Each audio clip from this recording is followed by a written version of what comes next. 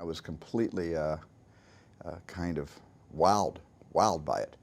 And it was a crazy, conceptually, nutty idea, but an idea that was not too far away from a future reality. And having made Minority Report and having spent so much time trying to imagine what the future could be for all of us in that circumstance, I suddenly saw a future that, that Ernest Cline, the writer of the book, and Zach Penn, the screenwriter, envisioned. And it wasn't that far away from what I think is going to happen someday.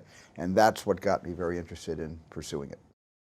Wade Watts is our hero, and he's kind of a nerdy guy who lives in a trailer.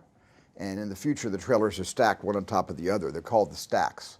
And a lot of people that can't afford housing live in these trailers where they're stacked one on top of the other, 60, 70 feet into the air.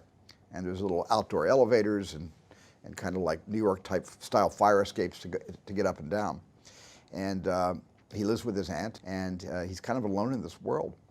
And he uses the OASIS, this amazing world, to escape from, what he suffers in the real world. It's not only a contest, and it's not only a game, it's a race. It's a great race. And it's a chase, because there's bad guys.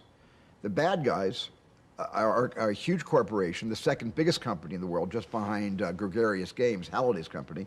And the second biggest company in the world, run by Nolan Sorrento, played by Ben Mendelsohn, is a company called Innovative Online Industries. And they are trying to win the all three keys to get the egg. They want to win it for themselves to become the #1 company in the world. And they will do anything to win this contest. And I mean anything. James Halliday kind of was in a bit of arrested development where the 1980s was concerned. He loved the music, he loved the video games, the coin-operated games that were being manufactured, designed in those days. He just loved how people dressed.